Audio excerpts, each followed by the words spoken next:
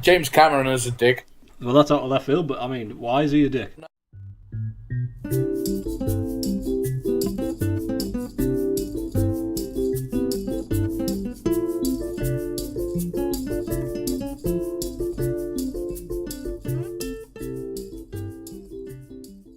Why is he a dick? No, because it was on social media today, and this is probably going to date the episode a little bit, but James Cameron is a dick because he said Wonder Woman is not a good role model as a film because she's attractive. I saw you sort of tweet something about this where you compared a shot of Gal Gadot with, am I pronouncing that right, by the way? Gal Gadot?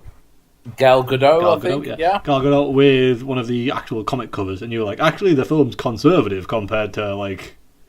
this. Which, I mean, and that was fucking George Perez. We're talking fucking Tijuana Bibles at some point, like, you know, come on. It's like, Gal Gadot in the film, okay, it's still... I don't want to say skimpy. It still shows revealing. I wouldn't have said. It shows a lot of arm. It shows a lot of leg. Yeah, but it's not I like. was going to say actually revealing is too strong a word because so her hips aren't on show, her midriff's not on show, her breasts aren't on show, and her arse isn't on show. If a man was wearing that, nobody would have said a thing. It's thighs and it's biceps. Like you can see a collarbone. It's not the 1950s, right? You can see a collarbone. Like fucking come on, like. You know, I love me some collarbone. I mean, so do I, but you know, that's it's not. We've seen in many ways her outfit that she wore is actually less skimpy than the outfit that what's her name from Watchmen, fucking Carla Gugino.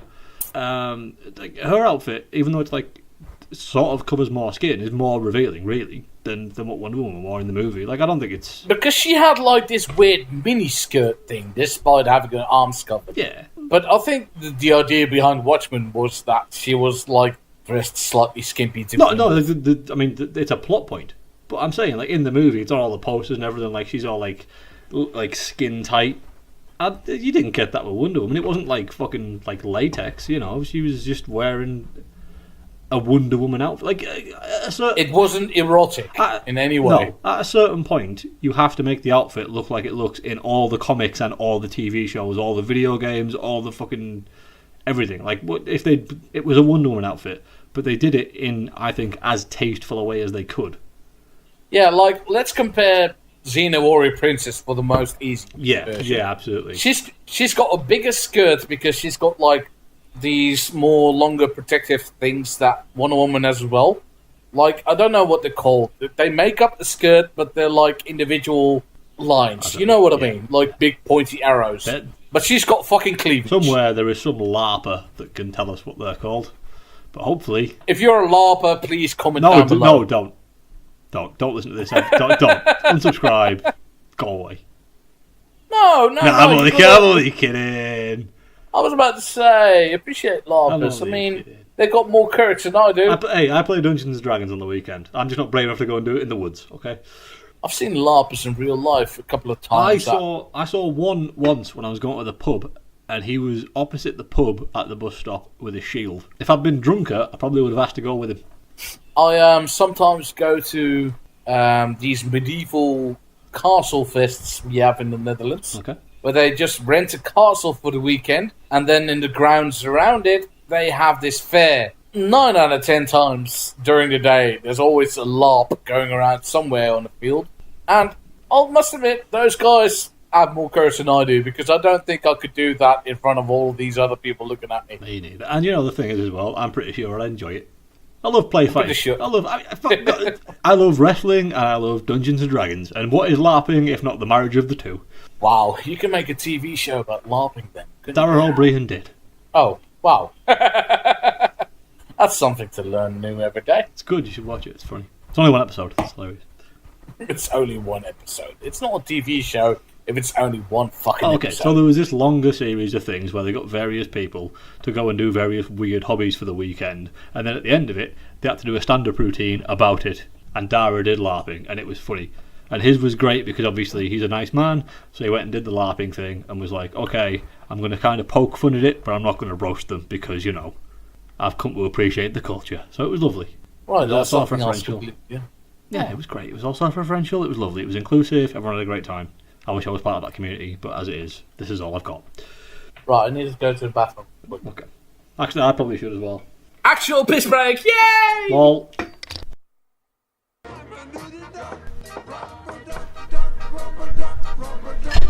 Oh, Jesus.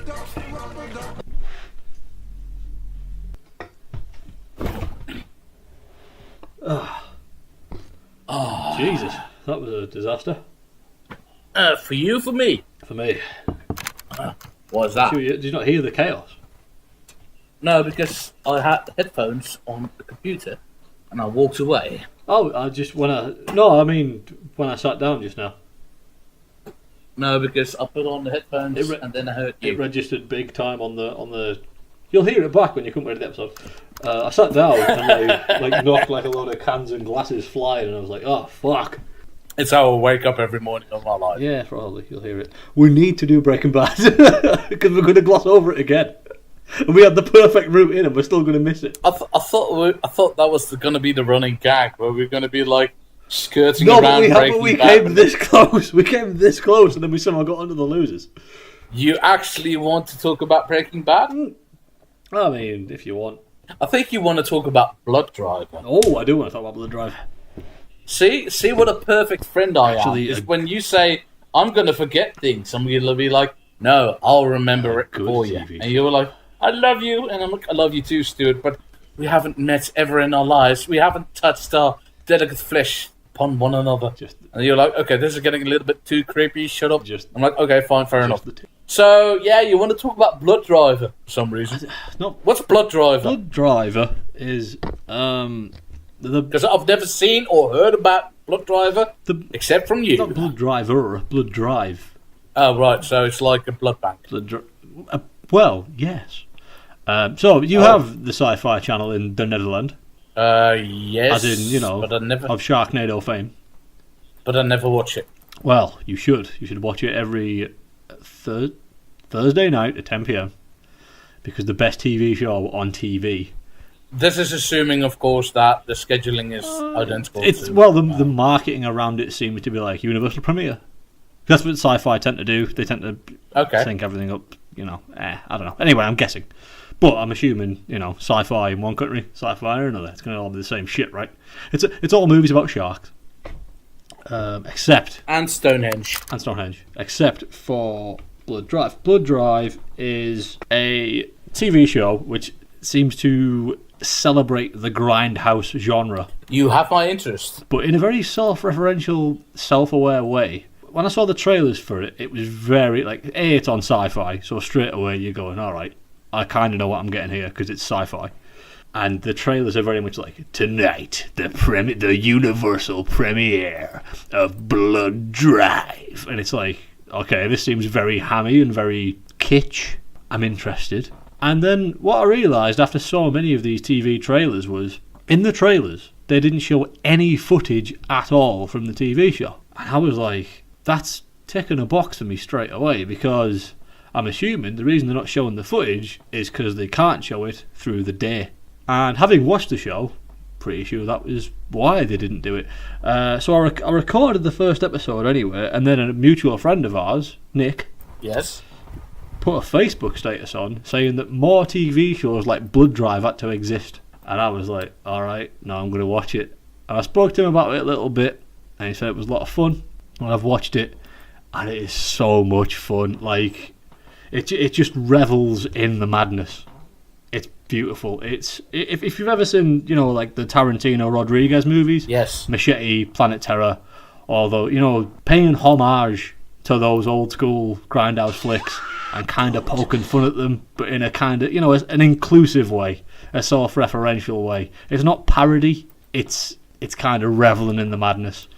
And Blood Drive. You can poke fun at yourself without being a parody. Absolutely, and this does it in spades. You absolutely have my attention 1000% now. So the basic plot of the Blood Drive is, we're set in, get this, dystopian future, yeah? Wow. But also, it's 1999. Okay? You with me so far? Like the distant future of 1996 of Demolition Man. Basically, yeah. Okay, so yes. So at some point in the 90s, there's a cataclysm in America. Earthquake opens up in the middle of America and basically destroys the world. So America becomes dystopian, and then at this point on, it is like a blend of like Mad Max and like a million other things. Demolition Man, all kinds of crazy shit.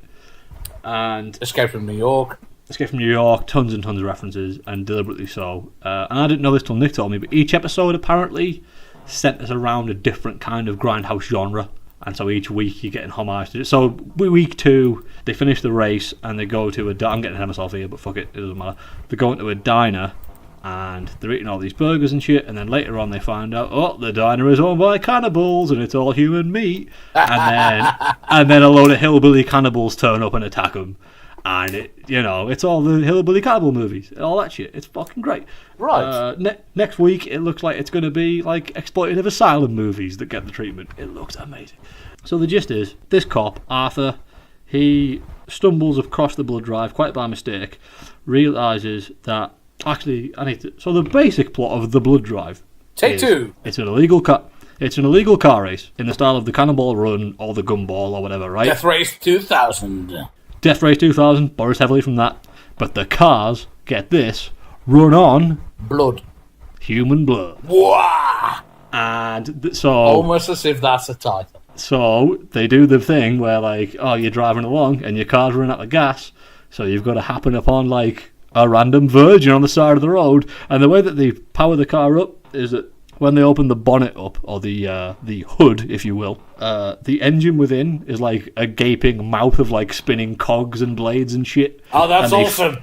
And they feed people into it, and then that like fills the blood up. Like it's not like a thing of like they've got to like get the blood and put it in. Like they would just feed body parts into the engine. And so the plot is a cop he stumbles across it, tries to crack it. They plant a bomb in his head, Battle Royale style, and they're like, well, now you're in the blood drive with this sexy chick, and if you don't take part, we're going to blow your head off with this bomb that we've implanted in you, because it's the oldest trick in the book.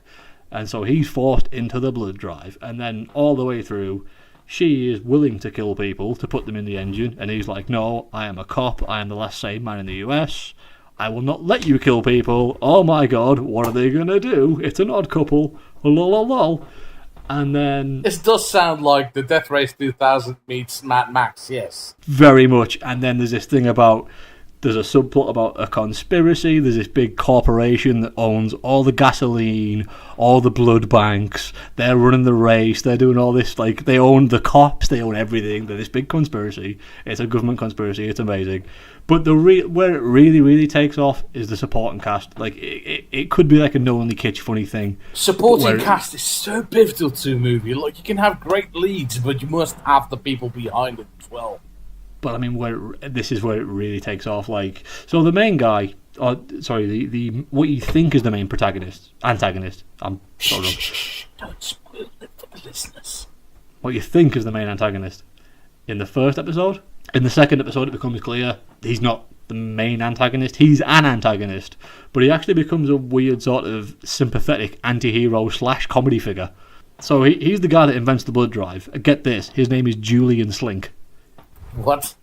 Julian Slink. That's a great name. And he's sort of half carnival barker, half goth. Like, he's this weird sort of dandy carnival barker type with like a big top hat and big black teeth. Like a ringman.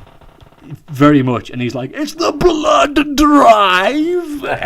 And at first, he's the one that forces your main man, Arthur, into the blood drive. And he's the guy that invents the blood drive. But then, the big government conspiracy, this industry that controls everything, like, they take over the blood drive. And so he ends up having to work for them. And throughout the episodes now, we get these cutaways to him having to do with, like, bureaucracy and middle management interfering with his creation. And he's in all these, like, conference calls where they're like, well, you know, the sponsors kind of want to have more input from this guy and that guy. And he's, like, just, like, literally, like, banging his head off the desk. Like, he becomes this put-upon figure who's like, oh, he's a victim of corporate America, this is tragic. He created this amazing thing, and now it's been bought up by the corporations, and they're trying to rip it all out and make it commercial. And he ends up becoming really, really sympathetic. And he's hilarious. Have you ever heard of the TV show Falling Skies? No. Spielberg was producer. It was also on Sci-Fi. It's post-apocalypse, aliens take over the world. The guy who plays Julian Slink, he was like the anti-hero type in that. It was a bit of a wannabe Walking Dead type thing, but with aliens rather than zombies. And he was like, that ran for 4 years. I've never heard of that. Yeah, he was like the cool anti-hero type in that show. And he's this hilarious carnival barker, fucking carny dude who invents the blood drive in Blood Drive. So he's amazing. He's incredible. He is by far my favourite character in it. But then you get like the real supporting cast, like because what Blood Drive is propped up on is this Wacky Races style cast of random, driving teams that we're introduced to in like very stylish, like one scene sort of. Here's a freeze frame of them, and that's what they're about. So you get this team of this sort of this sort of idiot savant mechanic called the Scholar. And his teammate, the Gentleman, who is the quintessential English gentleman, who used to be in Coronation Street. And they're the Scholar and the Gentleman, and they're together. And the Gentleman is this prick who's just, the Scholar, he'll do whatever I want. And like the Scholar is just obsessed with mechanics because he's this weird savant. And they end up getting really weird character hooks and become very sympathetic. Then there's this dude called fucking Rib. It sounds like a killer Wacky Races at this point. Right? There's a guy called Rib Bone who drives a big souped up pickup truck. There's a fucking dude called Clown Dick, who's like an emo fucking juggalo type dude, and he's just like a freak. But so it's like Carmageddon, but they never bothered with the license. But the best thing, get this right. There's a married couple in it who are trapped in an unhappy marriage. And so bear in mind, the cars in the race, they run on blood, right? They drive a Prius. They drive a fucking hybrid fucking blood car. And the second I saw the Prius in episode 1, I started laughing my head off, and I was like, all right, this is going to be the best show ever made. And it wasn't until this week, which is week 3, it's been running, that we actually got character for them, and they're trapped in this loveless marriage. Wait, it's only been running for 3 weeks? 3 weeks, 3 episodes in. This is the perfect time for me to get into it. In total, it's Blood Drive is just incredible. Honestly, it's hilarious. Like, because I watched it because I was like, it's going to be trashy and fun, and I'm not going to care about it. It's going to be like a good way to kill 40 minutes a week. But it turns out it's like the best made television show on TV. It's made with such love.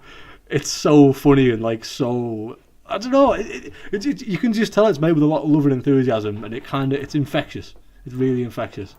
All these ideas. It's just a series of really clever, really funny ideas strung together with a barely coherent plot. It's wonderful. That's great. And it gives itself the ultimate get out of jail free card, because it immediately sets out its stall like, look, it's knowingly a bit shite. It's Grindhouse, yeah. So anytime something doesn't really make sense or is a bit rubbish, you just go, Grindhouse, lol, and you move on. It's supposed to look like that. Yeah, it's perfect. But how does the conspiracy work? Because at this plot point, it doesn't fucking matter. Don't focus on the plot. Focus on the fact that they put people into the car engine. Like this week, for example, they hit upon this weird mutant town where the mutants in the town live on gasoline, right? Yeah. They drink gasoline to survive. Even weirder. So there's no humans to feed into the car, so they end up feeding these mutants into the car. But because the mutants have gasoline blood, it works like nitros, so it makes the car even faster. It's like, oh god! Don't look into the science. It don't matter. It's just funny and it's a cool idea. All right, just fucking go with it. And that, my friend, is the Blood Drive.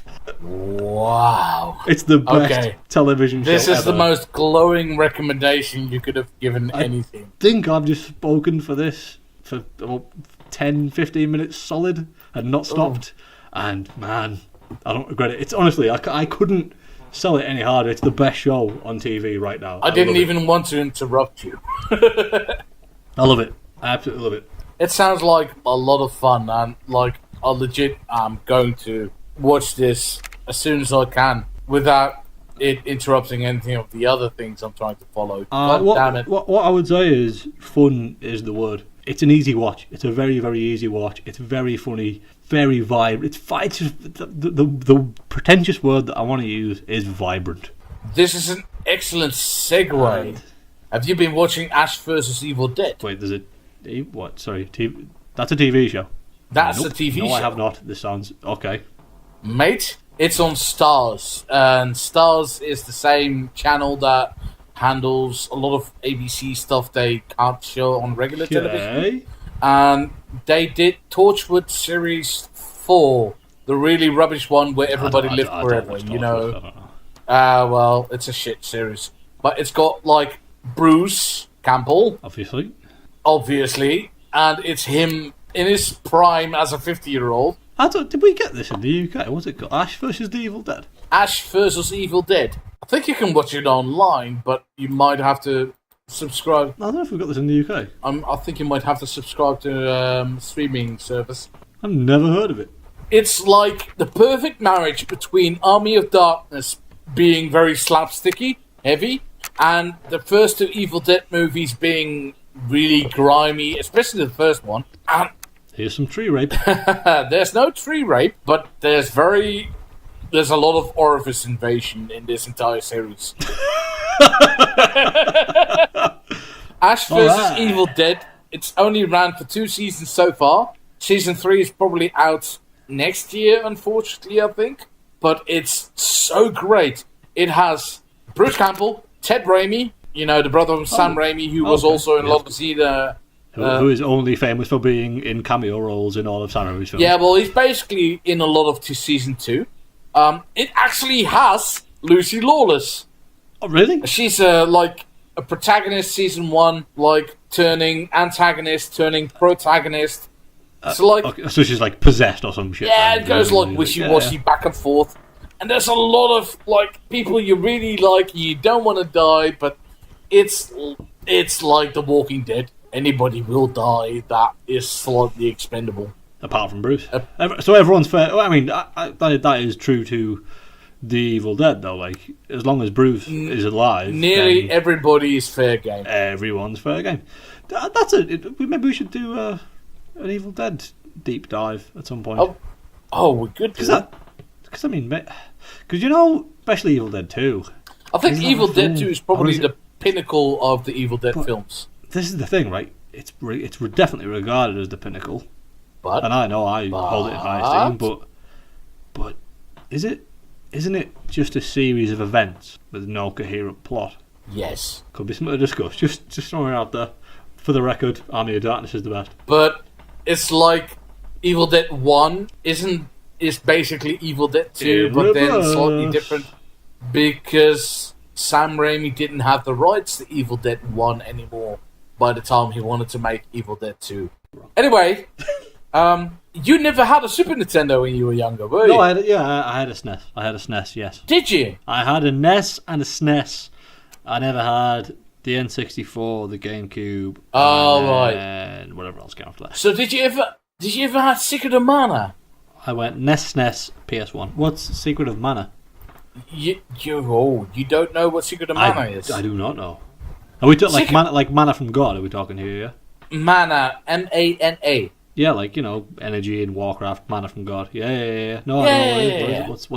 What's Secret of Mana? What's that? It's a Super Nintendo RPG. It's an action RPG. So you like actively walking around, killing enemies, but every time you attack, you have to wait for a timer until you're at full strength again. You can attack again, but you won't hit at your full power. And it's a very clever RPG, and I think it's actually one of the best RPGs ever made. So we're talking, I mean, is this the first game, or is it at least the first popular game that introduces the concept of mana? As in, you can do an attack and then it's depleted and you got to wait. Is this the first game that does that? No. Mana is more like the key word of the series because But surely that is what Warcraft and all that shit thrives off of. It's an RPG where you go around and you can only act so many times before the bar replenishes. So we're not turn-based, but we're working off action points.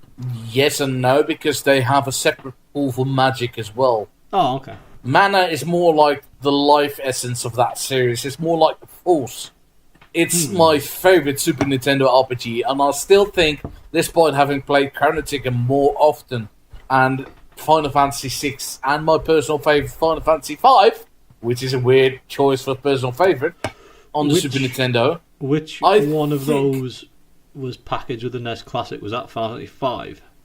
I think it's 6. That's whichever one you get a suplex the train in.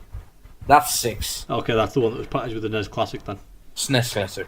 Sorry, SNES Classic, yes. Sorry. Yeah, those are all great RPGs, but by virtue, Secret of Mana, it's got a bigger aesthetic to the world. It's like you're actively in it at all times, and it's my favourite RPG of all time, I would say.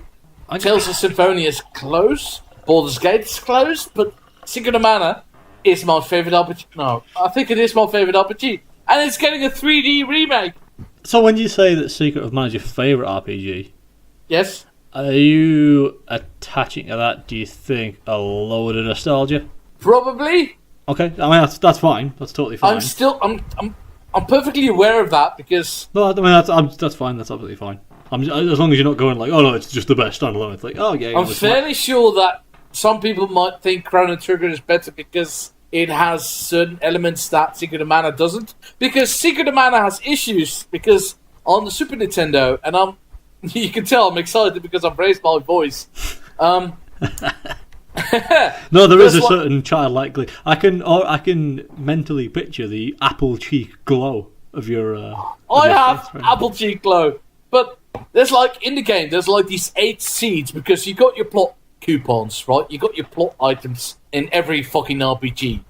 So in this one, it's 8 seeds of the tree. So after number 4. You end up in a story, and very quickly you break open like the open world, so you can go anywhere you want with a flying thing, and you discover everything. But you're bound to a single quest, which tells you to find this wise man. But because the Super Nintendo is limited, and this game was designed for the Super Nintendo CD, like the Sony PlayStation Super Nintendo cross hybrid that they planned. There was wait.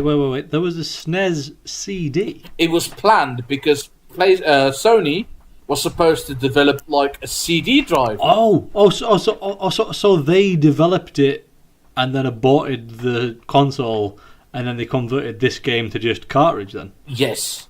Okay, that's a weird legacy. I never even knew that existed. I never knew there was plans for a Nintendo. So Nintendo had plans for a CD console. Yes. Aborted them, and then released the N64 with cartridges, and then went mini disc. Yeah, and then Sony made the PlayStation because they had already developed the hardware for Nintendo, and then Nintendo didn't want it. Mind blowing! I didn't know any of this shit. This is mind blowing. So basically, PlayStation only exists because of Nintendo.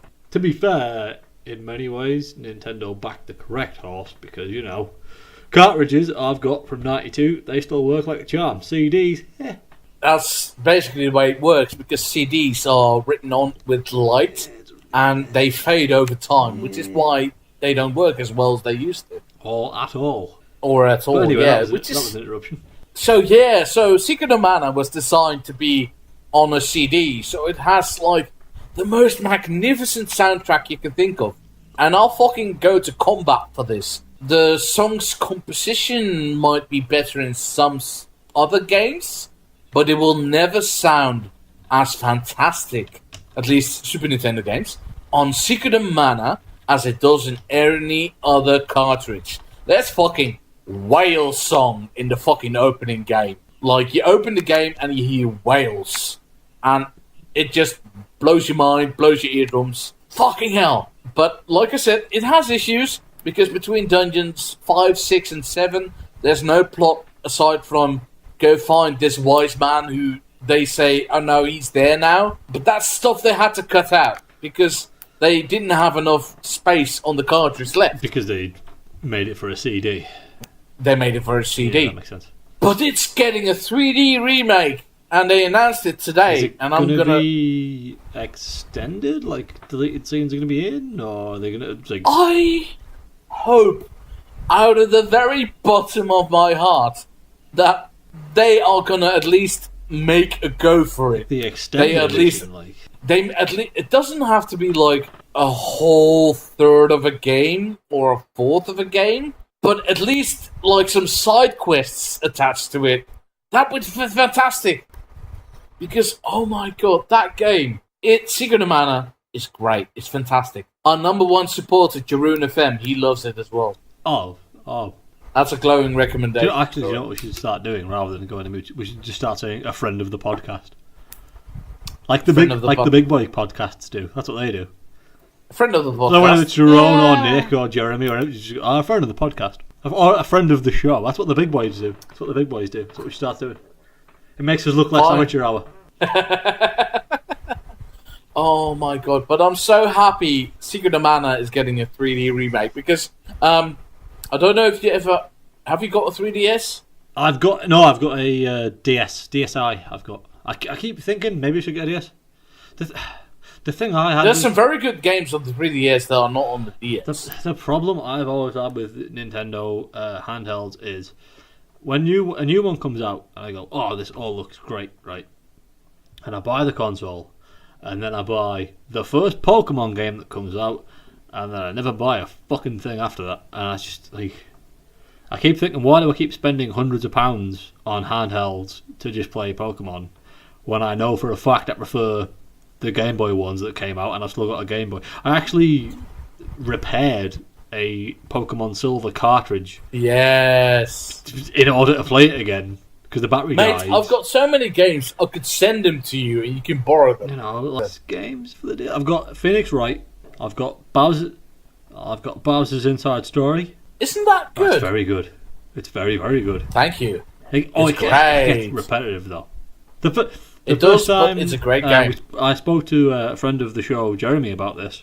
He played this long before I got it, and he warned me, like, the first time you fight the castle battle thing, the big pig against the big castle, it's real cool. Yeah. And I was like, yeah, it was really cool. He was like, oh no, you do that like 5 times. I was like, really? Like, because that felt like a big set piece, one-off. It 4 times. Didn't feel like a repeat, like... And that, I think the game falls down there, where it had some very cool ideas, and then just repeated them over and over again. But it was a good game, it was a lot of fun. Not as good as Superstar Saga, but I think Superstar Saga is still the best out of the bunch. Yeah, I think. But Bowser's Inside Story is easily number 2. I would agree. I would definitely agree. Because after that, you haven't even played any of these. You get Dream Team. No, wait. No, there was a second one out for the Game Boy Advance. Partners in Time, Dream Team, and I don't even know what the last one is called. But it stars Paper Mario. So I think it's basically Superstar Saga, Bowser's Inside Story, Dream Team, the one with Paper Mario, and then Partners in Time. But they're all fun games. They're all great. They're all brilliant. I think that the Mario RPGs do a lot with the characters that is just so enjoyable. It's just, every time it's fun. Yeah. It's always something to laugh. That is the key word. It is definitely... stuff like that. Like, do you give it a free pass almost because it's Japanese? Like, they're poking fun at the main franchise. It don't matter. It's all fun. Like, is it a Nintendo thing? Or is it a Japanese thing? Or, like... Everything Japanese tends to be done with, like, a hint of, we all know it's fake, it's alright, around it. Like, I'm a huge anime fan, and I'm a huge Japanese pro wrestling fan. And look at Super Mario Brothers 3. Yeah. That is meant to be... It's a play. It's 3 on the NES. It's meant to be a play. It's staged. You mean the greatest video game ever made?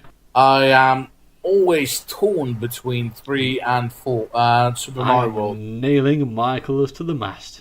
Super Mario World as well, but I am nailing my colours to the mast. Super Mario Land 3 is the best video Brothers game 3 ever made. Super Mario Land 3 is Wario Land, which is still very good. Which is a very good game, actually, and it was really Wario's breakout game. I'm very glad it did, because Wario is one of my favourite Nintendo characters at the moment. Yeah, he's cool. The whole thing. Everybody knows Waluigi. And the best thing about Waluigi is that he's got the upside down L on his head. Doesn't make any sense. Doesn't make any sense thematically. Why would he have an upside down L? That's not even his name. Like, his name's not upside down L. It's nothing. It's bullshit. It's hilarious. Love him. Great guy. Great guy. No, but honestly, Super Mario Brothers 3, Super Mario World, I'm like, world feels weirder. Like, what I want to say is that the aesthetics feel stranger compared to 3 than 3. World is a departure in terms of the aesthetics, the Yoshi mechanics, all the different coloured Yoshis. But Yoshi is great. The bonus Star World stuff, that was all super cool.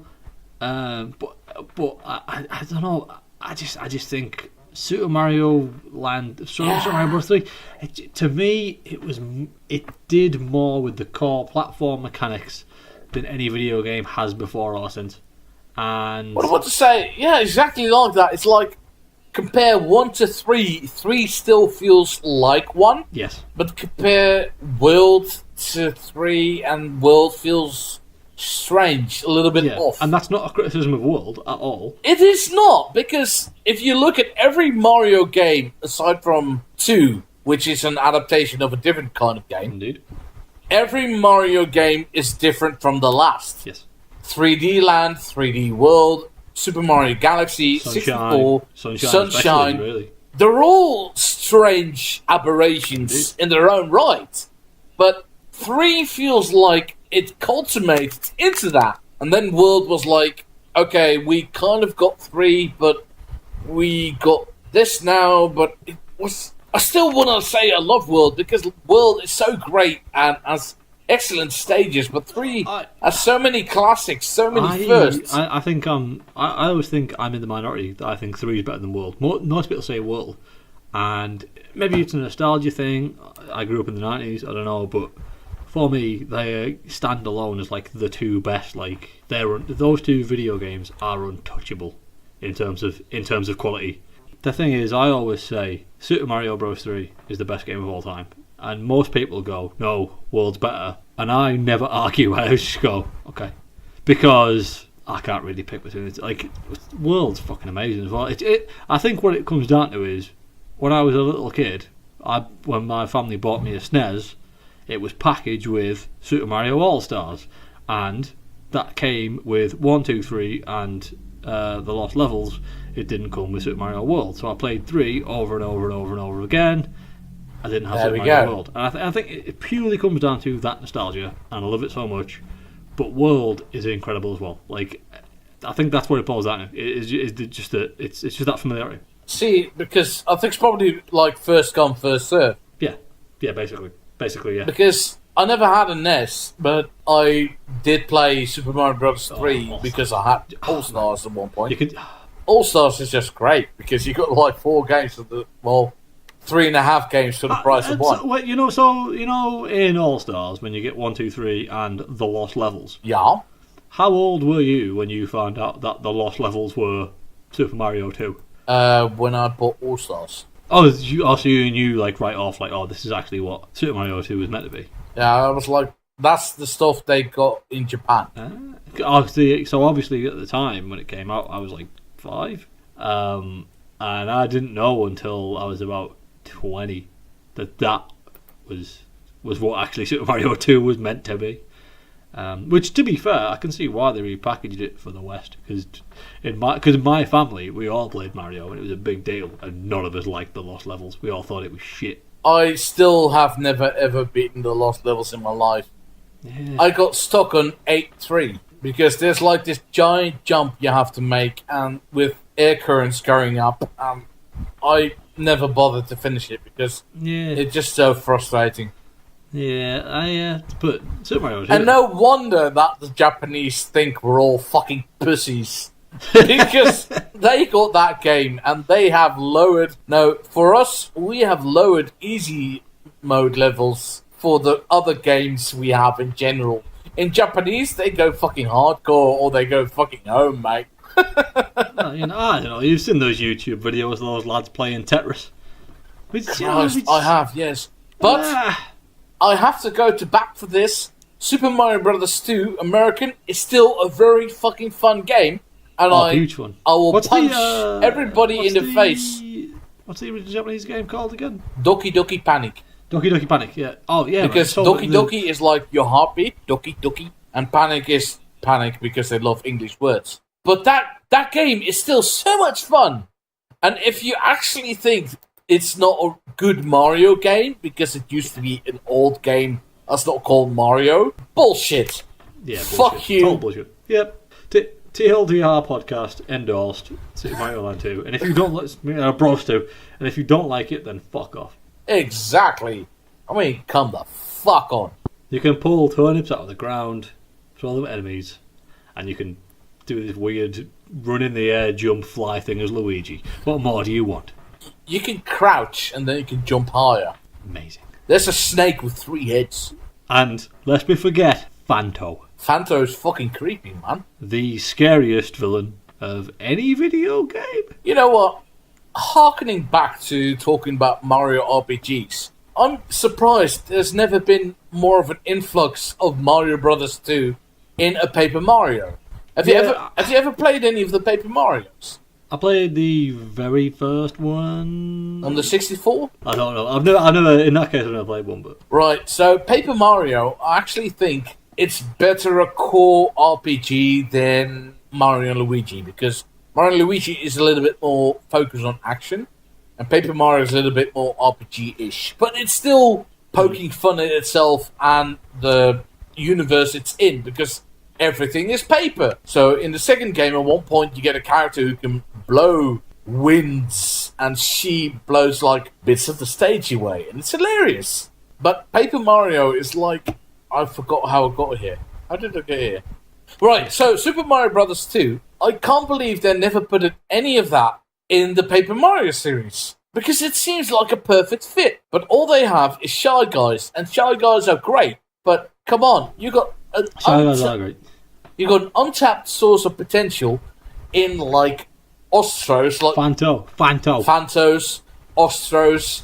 Birdo is pretty much accepted in the Mario canon nowadays. Wait, no, is Birdo from 2? Birdo is from 2. Because you must know the weird thing about the Japanese manual to the US manual. Yes. And the weird Yes. Okay, alright,